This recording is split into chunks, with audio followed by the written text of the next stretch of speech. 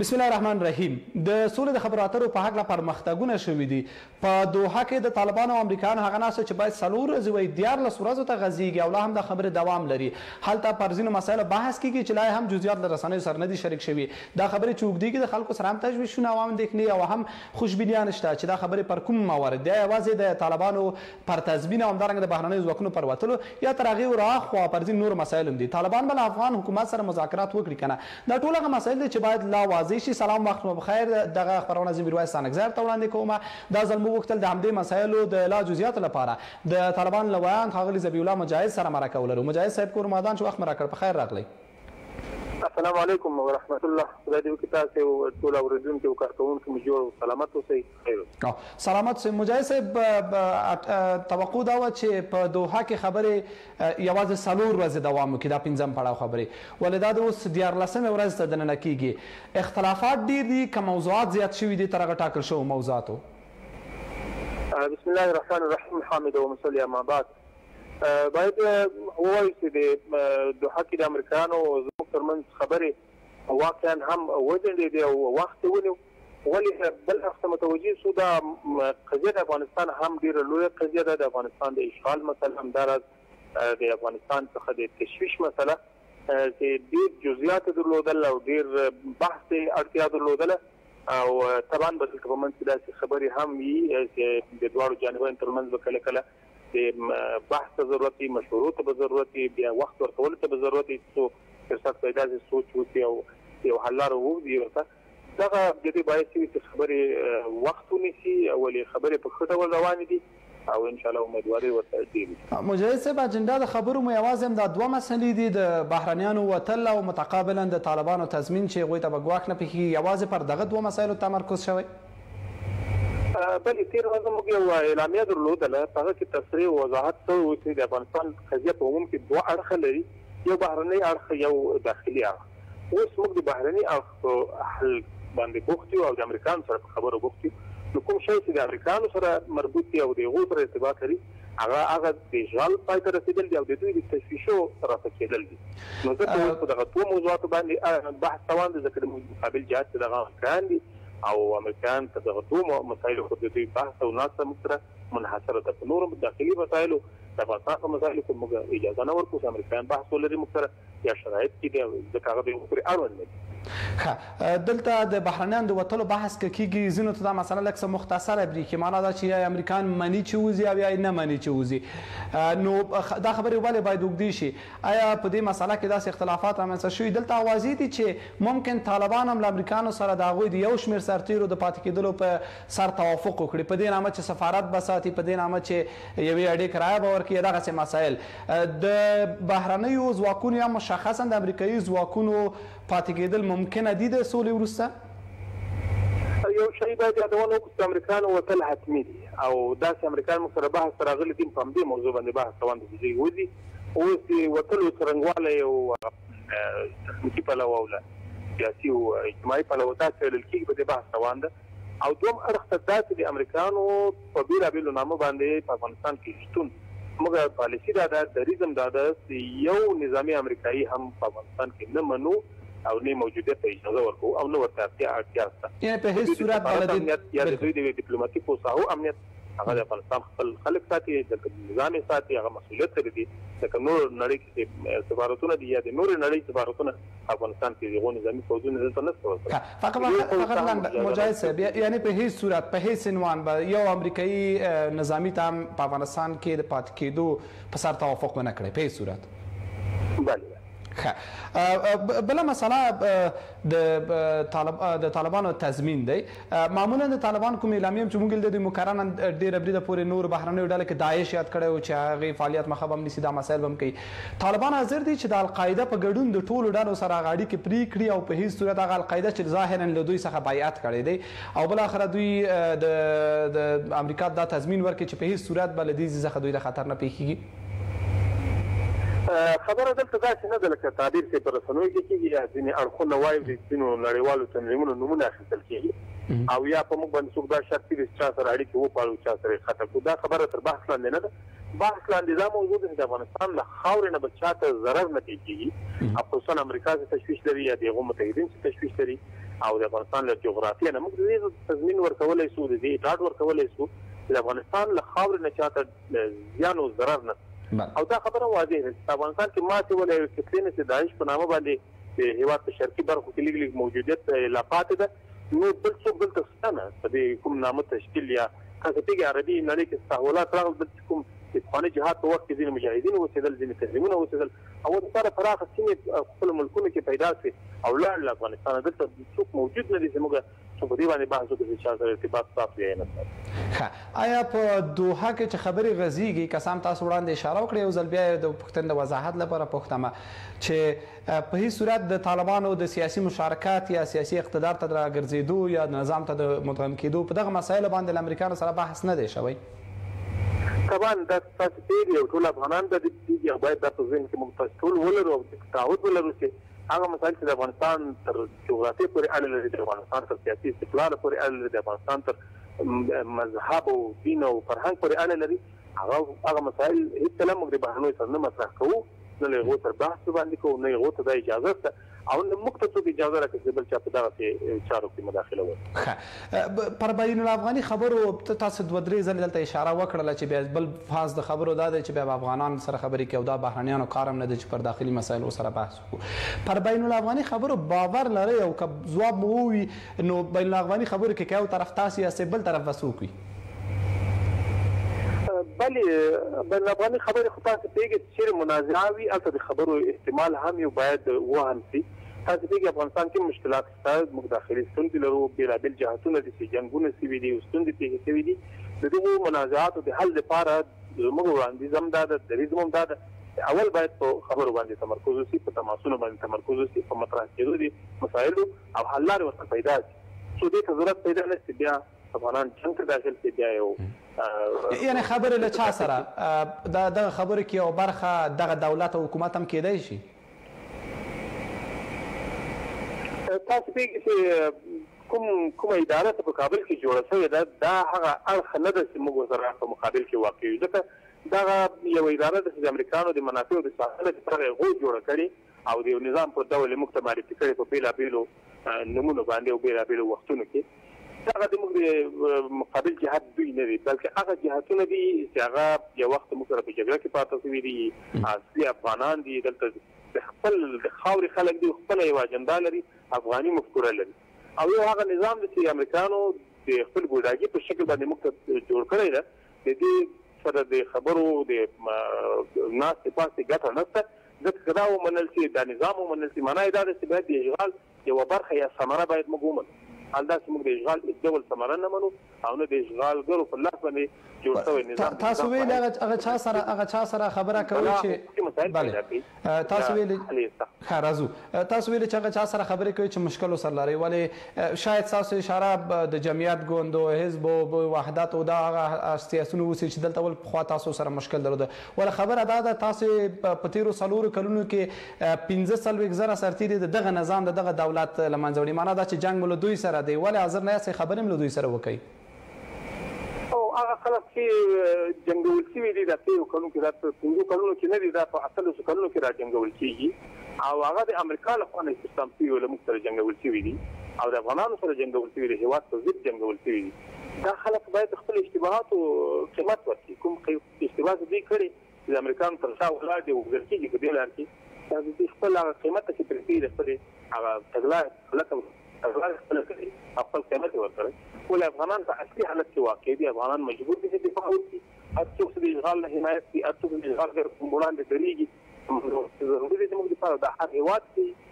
خوا جهاد کې هم تېر شوی دی اوس هم تېرېږي د انګریزانو په وخت کې جنګ کې هم تېر شوي چا د انګریزانو حمایت کړی له منځه تللي دي او وژل شوي دي او د وژنې چا پوښتنه هم نه ده کړې او تاریخ هم یادونه نه ده کړې د شرم وړ دي نو دا هم داسې وي هغه مهم نه دي چې مجاهد صاحب کله چې تاسو ظاهرا دغسې چې د اشغال بحث کوئ هغه کسانو چې زمینه برابره کړې هغوی سره خبرو ته حاضر یاستئ ولا هغه کسان چې اوس په اقتدار کې دي هغوی سره خبرو ته حاضر نه یاستئ هغه کسان چې تاسو ورته اشاره کوئ د خپلو مخالفینو په توګه جمعیت ګوند او نور دوی دلته مشکلات دوه ډوله دي یو بالفعله مشکلات دي یو بالقوه هغه څوک چې زمینه یې مساعده کړې اوس په هغه موقف کې نه دي اوس د دې وخت چې باید منازعه ورسره حل شي که چېرې د اصلاح امید وي د افغانستان د ملاتړ او د حل لاره او تاسو په هغه کوم چې د سره په څیر د امریکا د دفاع لري او ورته کې خپل ورته خپل او تاسو د حمایت په سره جګړه کې د خپل نظام ضروري دی امریکا د شغال دي فقط نه دي د افغانستان یو برخه دی د افغانستان د نظام یو برخه ده د دې د امریکا او مال دي د امریکا له سوتي بهر لمنځه یو چې شغال موږ نه غواړو او بیغو دلته په هر صورت د نیمګړتیاو سره ول یو نظام موجود دی بنسټونه موجود دي دوی شاوخوا 300,000 امنیتي ځواکونه لري دلته دستګاهې فعاله دي دلته بنسټونه دي او ظاهرا د ټولو هغه نیمګړتیاو سره دلته یو ډول ټاکنې وشولې چې ځینو خلکو پکې برخه واخیسته او په میلیونونو رایې دغه حکومت له ځان سره لري خلک وایي چې تاسو دغه قتلې له اساسو سره ولې خبرې نه کوئ د حکومت په توګه حد اقل یو طرف په توګه کله چې اشغال پای ته رسیږي هغه بنسټونه حکومت او نظام او هیواد ضرور دي هغه د وسه ضرور دي او زور اصلاح سره ځکه چې پیږي چې کله سال د اشغال په دوام کې هغه بنسټونه مجاهد صاحب پښتنه ترازو بغه سوال لرو بحث مو دا چې دغه قتل چې امنیتي ځواکونه دي بنسټونه دي خلکو یو سرای ورکړي ده دغه اساس سره چې دغه حکومت د تاسو ول خبرې نه کوي پښتنه د خلکو سره دغه ده د جواب کرا کې هغه تم راځو خبره غلطه ده دغه حکومت د خلکو د ټول نهادونو په تاسو سره نه کېږي د اشغالګرو مدافعینو په هیڅ باندې دوی مطرح دي او د دوی منل دي د نظام منل د اشغال څنګه منل دي او د اشغال د لاستراونو یو نوع تکفیرول دي دا موږ نشو کولی د ملت نه کوي نظام په شکل باندې هیڅ کوم ارګان نه ولې اشغال ته جوړ او ما ته چې برخه کې د نهادونو شورا یا اړتیا په اقتصادي برخه کې اړتیا هغه د هیواد د دې چې هغه باید تامین شي ساعت راځي او څنګه نه چې هغه ځلا مثلا سیاسي جوړښت دا موږ نه پر رسمیت باندې جوړښت او نه خپل دیموکراتیک لاندې دلته اوازې ولې حتی ځینې نږدې سرچینو چې تاسو سره په تماس کې ولین طالبان سره په تماس کې ځینو داسې ویل چې نهایتا به دا خبر راځي افغان حکومت او طالبان ترمنځ خبرات ورته خو تاسو ځواب دی چې په هیڅ صورت په هیڅ ځای کې له افغان حکومت سره منحیز حکومت خبر ته حاضر نه یاستئ طبیعي خبره چې موږ د کابل ادارې سره د حکومت په بڼه موږ خبرې نه کوو ولې هغه متنازع اشخاص او افراد او تنظیمونو یا جهاتونو سره د نزاع حل د خبر د لارې غواړي او افغانان دي دغه سره خبرې یو اړتیا هم ده او ممکن ګټوره تمام دلته بله مسله تر هغه وروسته چې توافق له امریکایانو سره کیږي او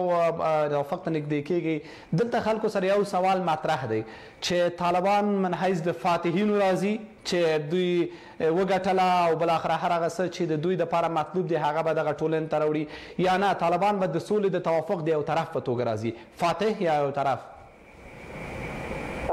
طبعا دا یو شی ډیر ضرور دي چې موږ درکو ان شاء الله ټول افغانان درکې یو چا چې د هیواد اتلس کاله د هیواد د ازادۍ نه دفاع کړې وي او د اشغالګرو هیوادونو چې مثل یو تعداد رسېږي دغو ځواکونو ته ماتې ورکړې وي او هغه یې مجبور کړي دي چې یا په خبرو یا بې له خبرو د هیواد د ازادۍ ترلاسه کړي هغه ماتې ته ویستلو ته اړ کړو دا طبیعي خبره چې هغه د فاتحینو په ډول لګي باید هم تقدیري وشي او باید فاتحین وبلل شي ولې دا د جلا مسله دغه فاتحین هم د هیواد ګټې باید وساتي هم د هیواد امنیت باید تامین کړي مسؤل او شان تعهد ولري د هیواد او خبرې وګټي ول امریکایانو سره تعریف دا چې دا جګړه هیڅ چا هم ونه ګټله نو ځکه یو توافق ته رسیږو معنا دا چې دا جګړه ګټونکی او بایلونکی نه لري او دغه باور سره به موافق یاستئ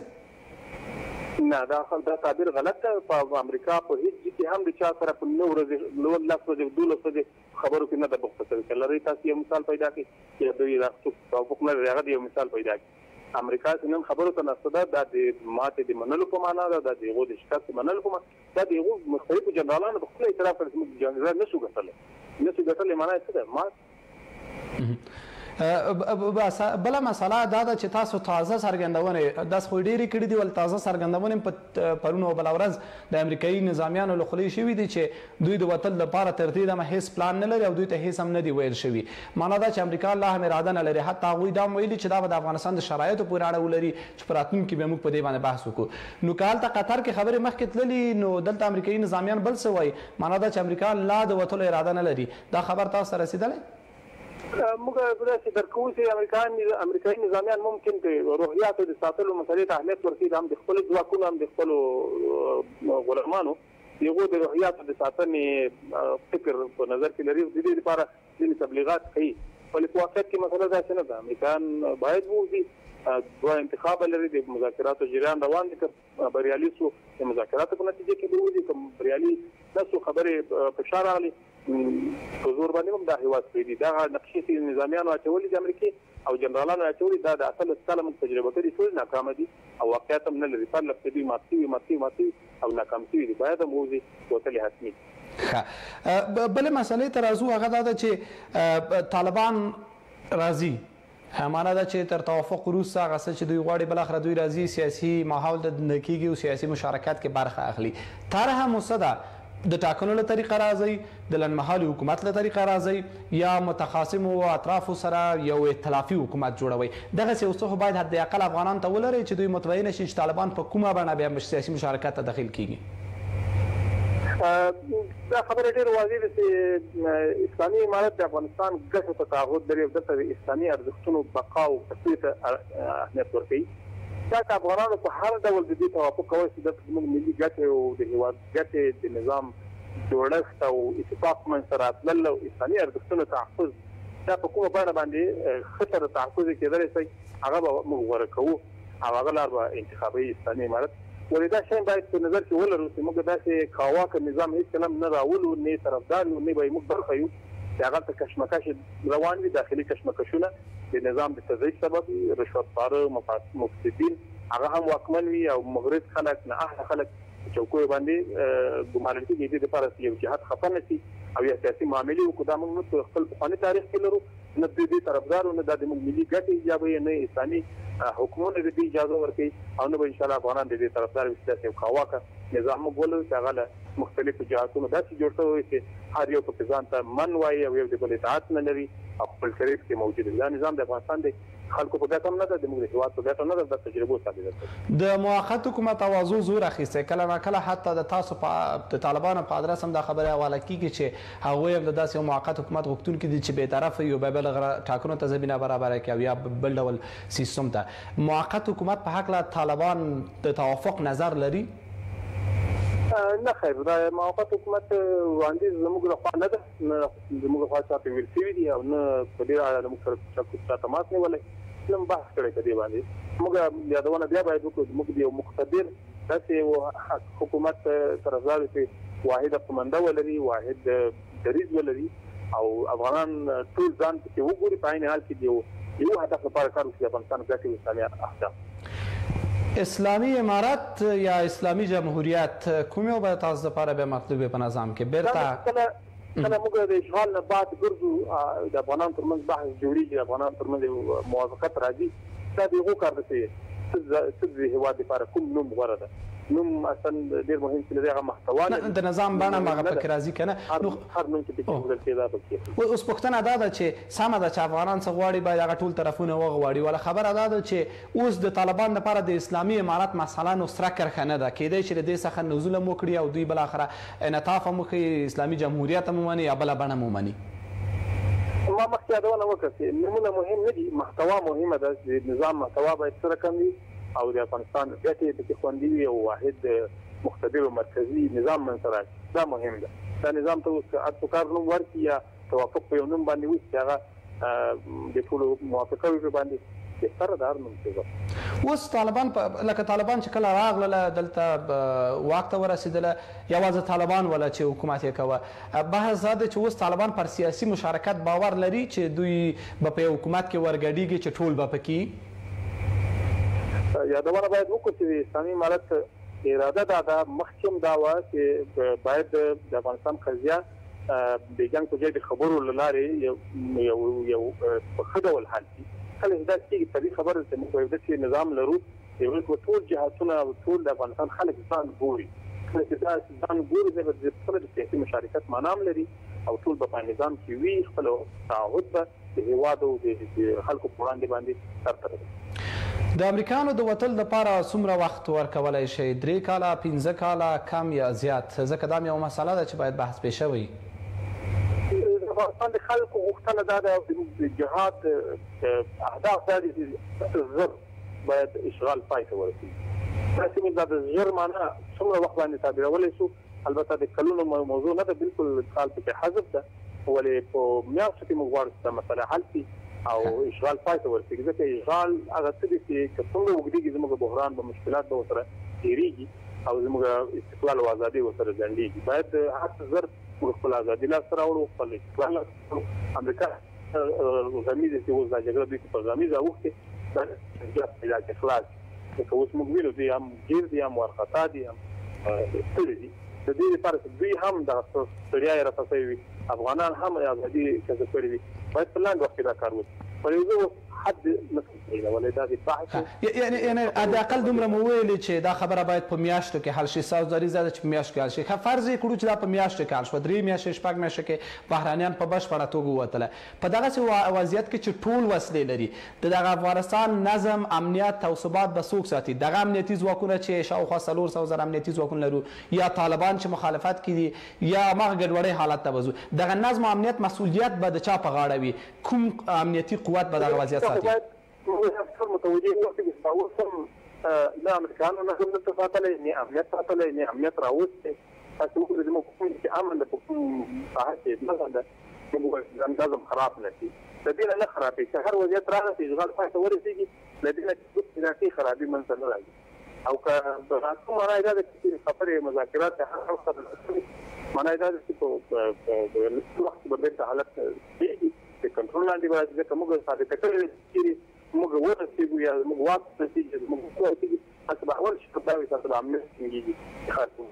ژوند به په امن کېږي. دا ضروري ده. او نظم به هم لري. موږ تر ادارې لاندې څوک بېنظمي ته اجازه نه لري. سره له دې چې موږ جهادي وضعیت کې په ناهموارو حالت کې یو، په داسې حالت کې ستونزې لرو، ولې زموږ په حقوقو په باوجود چې موږ یو هلته بېنظمي نشته. انشاءالله د بېنظمي سوال نه پیدا کېږي.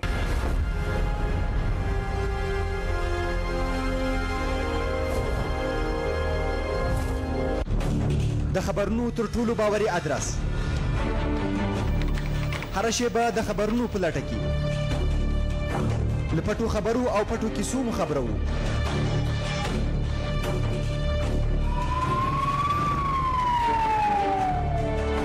دا اسلامي نه دي، دا انساني نه دي.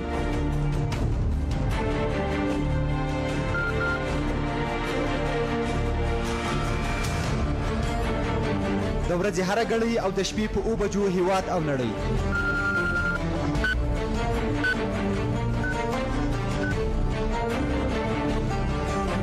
د شمشاد خبري ټولګې ته ښه راغلاست.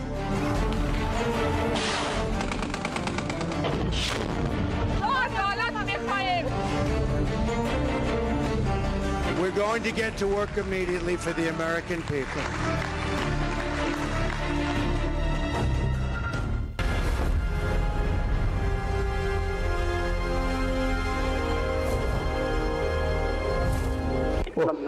جنگ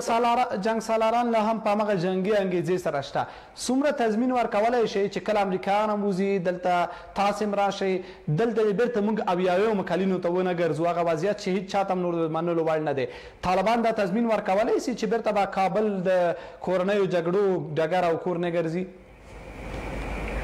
یو شی چې د خلکو سره یو تشویش شته، ولې پر ځای نه ده. هغه دا ده چې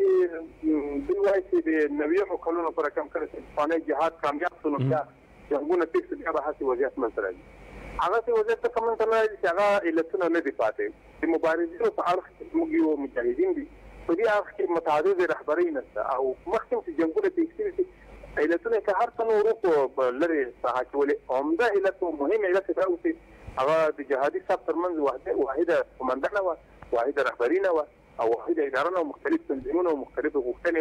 او تقاضاوې وې. طبعا جګړه پېښه شوه، بدبختي پېښه شوه. اوس کله چې مبارزه کامیابېږي داسې نه ده.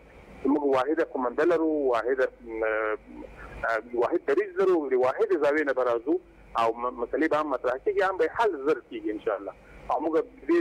ستراتیژي سره راځو چې د افغانانو ترمنځ نزاع نه غواړو. کوم خلک چې موږ سره جنګېدلي دي یا مخالفتونه درلودل یا ملاحظات سره د اوسه د خبل د لارې نه هم د حل چانس شته، او هم هغه مقابل جهاتونه ټول په دې باندې پوهېدلي چې جنګ ورته ګټه نه لري، نور په ابشاري د جګړې غوښتنې او په جګړه باندې ابشاري کول ګټور نه دي. ښه دا ده چې ټول په یو اتفاق او واحد نظر باندې سره راټول شو او د افغانستان د جوړښت لپاره کار. دلته اوس راځو هغه وړاندنۍ پوښتنې ته په هر صورت ولې د نړیوالو خیرات بوله یا هر څه بوله یا دغلته د افغانانو ځینې هڅې دلته یو څه رامنځته شوي دي. دلته بنسټونه شته، دلته امنیتي ځواک شته او امنیتي ځواک دلته تجهیزات لري، کافي ډېر تجهیزات لري. دغه رنګه دلته بنسټونه دي، ادارې دي رامنځته شوي دي. د دې لپاره د طالبانو پلان څه دی چې دغه سرنوشت به څه کېږي؟ ځکه افغانان یوه ترخه تجربه لري د خپل اردو د منحل کېدو. یادونه باید وکړو چې کوم شیان په دغه تېره څو کلونو کې لاسته راغلي دي په تخنیکي برخه کې، په اقتصادي برخه کې او دغه جوړښتونه په خپل تخنیکي اړخ کې چې څومره پرمختګ شوی ده، دې ټولو هم باقي ساتل اړتیا ده. زموږ د هېواد هم زموږ دا اجنډا ده چې باید دا باقي پاتې شي په الحال، او هم د ملت غوښتنه ده. ولې اصلاحات پکې ضرور دي، زور اصلاحات دغه ټولو نهادونو پرمختګونه چې موږ تعبیروو دا د اشغال تر سوري لاندې حالت ده. طبعا د افغانستان د ګټو سره هم په دې نشان په تناقض کې واقع دي. هغه څه چې موږ یې غواړو، زموږ خلک یې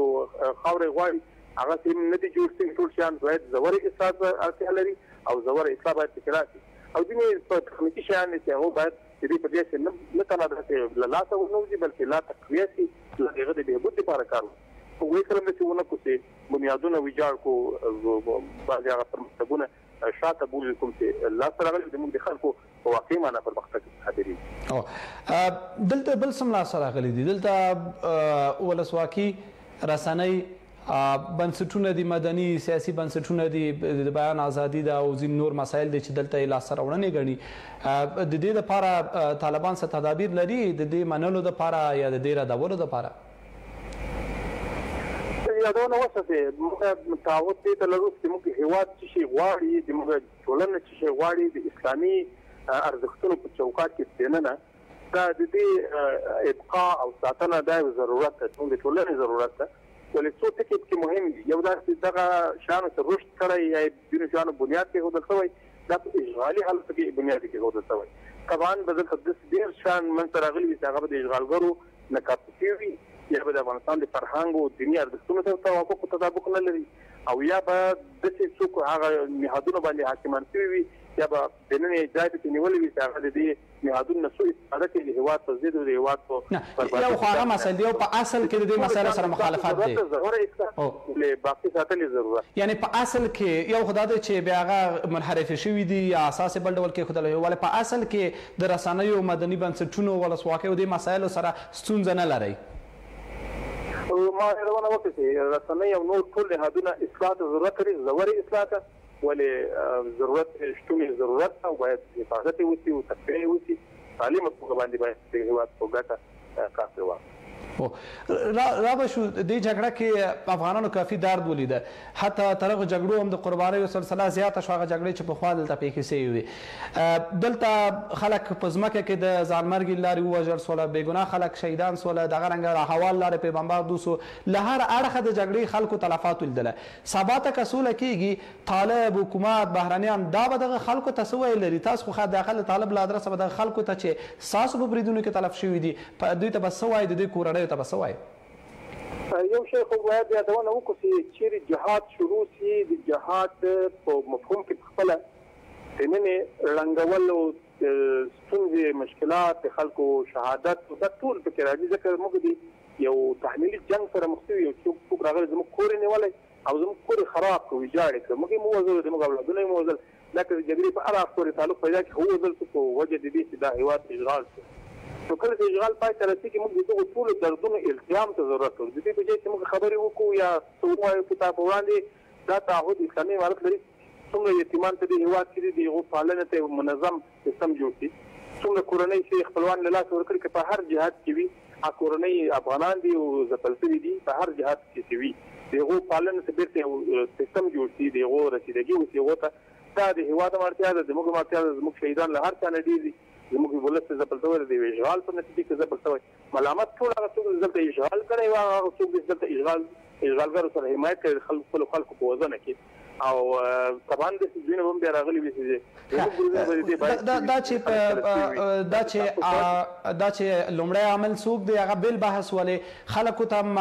محکوم او مسؤل هغه څوک دی چې مستقیم عامل شوی مثلا یو څوک راغلی دی په یو کلي کور کې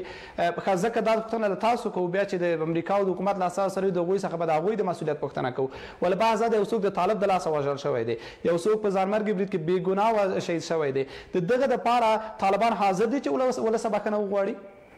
یو شی موږ یقین ټول هېواد د هېوادوال ته ورکوو چې هېڅ مجاهد هم څوک په قصدي ډول باندې نه هدف لاندې راوستي ملکي خلک او نه تر هدف لاندې راوړي دا زموږ د اهدافو سره جوړښت نه لري زموږ د باورونو او عقیدې سره جوړښت نه لري مجاهد څوک په قصدي ډول باندې خدای نه خسته شهیدان کړي وي او یو صحوي شیان چې پېښ شوي د جګړې په درشل کې تخنیکي ستونزې دي چې منځته راغلي وي تلفات اوښتي وي دا څه دي چې طبعا هم د تعصب پر دي هم باید رسیدګي ورته وشي بیا د یادونه وکړو چې موږ به ټول هغه څه ته رسیدګي کوو چې د ستونزې پېښ شوي که د هر اړخه کوي بیا زموږ هېواد ته زموږ هېوادوال دي موږ به رسیدګي ورته کوو ولې داسې نه شوي چې ځینو اړخونو ته موږ برأت ورکوو یا داسې وکړو چې چا د اشغالګرو سره حمایت کړی هغو نه موږ یو ډول ولس نه بې ګناه خلکو نه به بخښنه وغواړئ که نه مجاهد صاحب سیناوي نه موږ نظر ورکړو ولس نه یعنې طرفونه خو بېل بحث دی ولس نه او بې ګناه خلکو نه ولو صحوا یا قصدا وژل شي طالبان به حاضر چې بخښنه وغواړي یادونه باید وکړو چې دا ولس موږ یو زموږ د څوک نه خدای نه خپله ولس نه جلا یو دا زموږ افراد چې دي د دې ولس زمن دي د دې ولس افراد دي د دې ولس حمایت را سره ده هغه ورځ چې خدای نه خپله زموږ یو جوړښت کې چا ته ملکي تلفات اوښتې وي هغه ورځ تر دې اعلان پورې موږ ځنډولې نه دي هغه ورځ موږ یو کورنۍ ته ورغلي فاتحه مو ورته کړې بخښنه مو ځینې وخت کې باندې نقصان ثابت شوی هغه مجرمین هم نیولي په دې سره چې خپل مجاهدین مجازات کړي په دې زمن کې او دا بیا جلا خبره چې موږ د دې خبرې اعلان نه کړی ولس په دې باندې کېږي چې موږ ځای نه خاصه ولس سره ظلم نه کړی او یعنی ګرچې نه غواړو دا بحث ډېر اوږد شي نور ماسپوښتنې هم لري ولې کابل کې متعدد بریدونه ځانمرګي بریدونه وشو چې په سلګونو ملکي وګړو ته زیان ورسېده یعنې په سلګونو هغه اعمار تاسې حتما لرئ نو هدف مې هغه و نو هلته مستقیما ولس هسې پذیره شوی دا ټول فایده سپیناوي ته ضرورت لري چې سپیناوی اوسي یو محکمه ایجاب کړي یعنې محکمې ته به هم طالب حاضر وي ښه راځو بله مسله د پاکستان بحث دی پاکستان کله چې هند سره جنجال شو ویل چې دا خبرې به دا د سولې پر خبرو تاثیر وکړي بل خبره دا وه چې کله طالب په اساس پاک لوی کېدل چې ځي پاکستان ته ولته امریکایي اساس سره هم ګوري بیا عمران خان سره هم ګوري خو خیر هغه مسله بیا لغوه شوله پاکستان په دغه روانو خبرو کې رول لري که نه یادونه باید وکړو چې زموږ او د امریکایانو ترمنځ په کلیدي مسایلو په بحث کې هیڅوک رول نه لري موږ خپله یو امریکایان دي په مقابل کې موږ د افغانانو په نمایندګي او امریکایان په خپله نمایندګي بحث کې وارد دي ولې د تسهیل کوونکو د مرسته کوونکو او د یو نوع سیاسي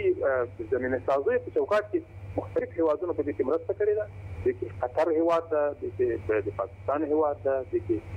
ځینې نور هیوادونه دي چې هغوی امریکایان دې ته واداره کړي چې باید خبرې وشي او یا موږ ته د دې زمینه مثلا مزایده کړي چې موږ د مذاکراتو ساحې ته ورسېږو رسیدګي مو شي دومره رول خو شته ولې هغه معنا رول هېڅکله هم چا نه ده ادا کړی چې هغه کلیدي رول وي او یا د خبرو واک ورسره وي یا د اجنډا په جوړښت کې اثر وي پاکستانی چارواکو مشخصا د هغوی د بهرنیو چارو وزیر قریشي په مکرره توګه ویلي چې دا موږ وو چې طالبان او امریکایان مو سره کېنوله دا موږ یو چې دا خبرو زمینه هم برابره کړې ده دا ادعا منئ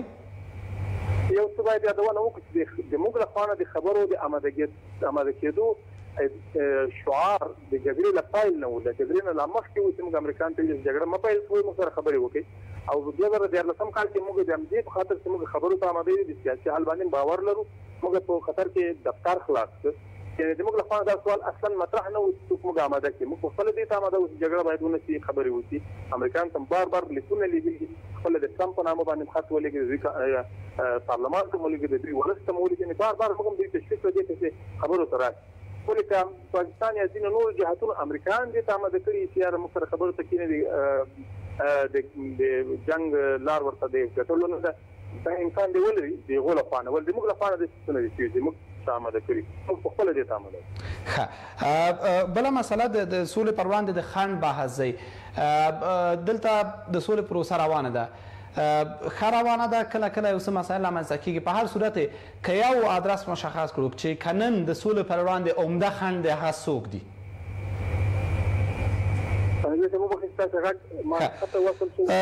پوښتنه تکراروم وایم نن د سولې پر وړاندې کوم څوک د خنډ په توګه مطرح دي چې موږ وایو چې فلانی ادرس د سولې پر وړاندې خنډ دی دا څوک خنډ دی د خنډ په باره کې باید موږ یادونه وکړو چې لوی خنډ خو اشغال په خپل اشغال لوی خنډ د سولې په وړاندې او د دې خنډ لرې کېدو لپاره موږ په خبرو هم بوخت یو په جنګ هم بوخت یو او دا اوس مذاکرات روان دي چې ښکارېږي چې امکان لري دا خنډونه له منځه لرې شي ځکه لوی خنډ هغه امریکایي جهات اوس دې ته نه آماده کېده اشغال پای ته ورسېږي جنګ پای ته ورسېږي اوس څوک سره په مذاکراتو بوخت دي د دې معنا دا چې دوی دې ته رسېدلي چې باید جنګ پای ته ورسېږي اشغال پای ته ورسېږي او افغانان خپل ژوند کولو ته پرېږدي نو لوی خنډ خو دغه و د حل کېدو په پله باندې روان یعنې بل څوک کوم طرف کوم هیواد کومه ډله د خنډ په توګه را نشته موږ یې نه محسوس کوو چې چا دې هغه سوله یا هغه مذاکرات چې موږ په لاره اچولي څوک نه محسوس کوو چې په منځ کې مخالف دي تاسو 3 ورځې په اختر کې اوربند وکړ د افغانانو هرکلی مو ولید د ټولو اړخونو څخه اوس هم افغانان ډېر تږي د دې دپاره چې حداقل د ښه نیت په موخه او د دې په موخه چې افغانان مطمئنه شي چې یو څه سره نږدې شوي دي په خبرو کې د اوربند اعلان باید وشي څو ځله دا اوازه هم شوله چې 3 میاشتنی یا 6 میاشتنی اوربند به وشي د افغانانو د خوښۍ دپاره د هغوی د مسؤلیت دپاره ولې حاضر نه یاستئ په دغه مقطع کې حداقل چې خبرې روانې دي یو اوربند ولرو نو اوربند خو ځکه اوس لپاره ممکن نه ده چې اشغال دوام لري د هغه څه چې امریکایان دې ته حاضر کړي دي چې اوس خبرې موږ سره کوي هغه د جنګ دوام سره د جنګ هغه هرم موږ له منځه وړو او فشار له منځه وړو معنی دا چې دلته به امریکایان خپلو اهدافو ته ګرځي چې اشغالګرانه اهداف دي زموږ د هېواد ولې اشغال د تاسو فیصله اشغالګر هیڅ آسیب پذیر نه دي په دغه جګړه کې تاسو عملاً ګورئ چې امریکایان نه هغومره تلفات لري او نه هغومره فشار محسوسوي دوی په اډو کې مسؤونه ناست دي او دوی ډېر کم تر برید لاندې راغلي یا هېڅ نه دي راغلي نو ستاسو دا جګړه هېڅ ډول فشار پر امریکایان نشي راوستی ښه به نه وه چې افغانانو سره مو اوربند کړی وی نه د جګړې دوام په امریکایانو خامخا فشار راوړي ځکه د جګړې مصرف امریکایان ورکوي اگر که دوی مسؤل نه دي بالکل مسؤل نه دي اوس هم تر بریدونو لاندې دي تر حملاتو لاندې دا شورا کې پرون موږ لوی حمله وکړه د 100 نه زیات امریکایان وژل شوي داسې رسنۍ نه وایي یا دوی نه مني دا خو ځان ته یو قضیه ده ولې د دوی هغه تکمیل نیونکي نهادونه ټول په دې باندې کېږي د جګړې قیمت څومره مجاهد صاحب ډېره مننه پوښتنې ډېرې زیات دي متاسفانه وخت اجازه نه راکوي فقط د وروستۍ پوښتنه 2-3 مسلې به راټولې کړم ستاسو لاندې ځواب غواړم لومړی مسکو کې تاسو د ځینې افغان سیاسیونو سره کېناستئ هلته یې ځینې داسې وویل چې د افغانانو دپاره کافي منفورې دي او حتی د هغوی د هېڅ ډول ارزښتونو ته ژمن نه دي هغوی نه غواړي چې حتی د افغان او افغانیت په ادرس هم خبرې وکړي تاسو هغوی سره هم کېناستئ د هغوی په وړاندې مو اوس دریځ څه دی نرم شوي څنګه او دویم مسله دا ده چې د مسکو د غونډې ورته غونډو ته دوام غواړئ او که نه مهرباني یو یادونه باید وکړو چې مسکو کې غونډه د مذاکراتو غونډه د توافقاتو یا داسې غونډه نه وه چې موږ ټول رښتینې وکړو چا سره بلکې یو کنفرانس چې هلته خپل دریځ پکې ویل هغه جهات مختلف جهات ورته بلل شوي وو موږ هم هغه بلنه منلې وو موږ لاړو خپل دریځ مو وویل او بل دا ده چې د دې هېواد د منازعاتو د حل لپاره ولو که هر څوک هر نوع دریځ لري افغان وي د افغان د خاورې اوسېدونکی وي یو نوع به یا هغو ته قناعت ورکوو یا به د هغو خبر اورو یا به دا وي چې د هغو په وړاندې به موقف وي د دې نه لابودي ده او باید موږ ټول افغانان په دې باندې پوه یو او انشاءالله لا به هم پوه شي اړتیا شته چې هر چا سره کېنو کوم څوک په داخل کې هر څه د هر سابقې سره چې وي که چېرې موږ د محاسبې څخه لګو معنی دا موږ به یعنې هر چا سره چې کېنئ ښاغلي غني سره هم کېنئ غواړو د خبرو د لارې سبیل د هر چا سره کېنو مجاهد صاحب مجاهد صاحب کله چې حاضر یاستئ د هر چا مجاهد صاحب کله چې حاضر یاستئ د هر چا خبرې واورئ ولې د ښاغلي غني خبرې هم نه اورئ چې ورسره کېنئ او خبرې واورئ موږ یادونه وکړه چې غني رول چې دا اوس هغه د یو افغان په صفت نه ده هغه د یو هغه حکومت د نماینده په صفت ده چې هغه امریکایانو لخوا جوړ شوی دی اشغال تسلیمه ده فقط لاندې ځواب مو غواړم چې 1% ورته وټاکئ دا ځل څومره د خبرو د سولې د مذاکراتو د بریا چانس شته ځکه دا خبرې څو ځلې پخوا هم پیل شوې وې دا ځل په کومه فیصدۍ کې د دغه د خبرو د بریا چانس وایم دا ځل د سولې د خبرو د بریالي کېدو چانس څومره شته مجاهد صاحب بلې موږ امیدوار یو داسې اوس خبرې نن 14مې ورځ ته تقریبا داخلېږي چې دې معنا دا ده چې امیدواري شته ولې سل په هم نشو ویری بیا هم امیدواري ستاسې دا چانس ولرو چې کامیاب شو او دا ناسه بریالي شي ځکه په مقابل جهت کې امریکایان دي موږ دا هیڅ درکوو چې هغوی د دې زیان ایستل غواړي او د قضیې حل ته ناست دي او موږ هم ناست یو داسې اوږدېږي معنی دا د تشویش نه ایجادوي بلکې خبرې جدي دي خبرې مهمې دي دواړو اړخو ته اهمیت لري او بحث ځکه اوږدېږي باید افغانان هم تشویش ونه لري او امیدواري هم ولري. ډېره مننه د طالبانو ویان ښاغلی ذبیح الله مجاهد ډېره مننه کور آباد چې وخت سلامت وي تاسې ډېره مننه سلامت سئ. د شمشاد تلویزیون قدرمن لیدونکو د ښاغلي مجاهد سره مو د سولې د وروستیو خبرو اترو د جزئیات په هکله مرکه همدومره وه. تر بیا مو پاک الله عمل.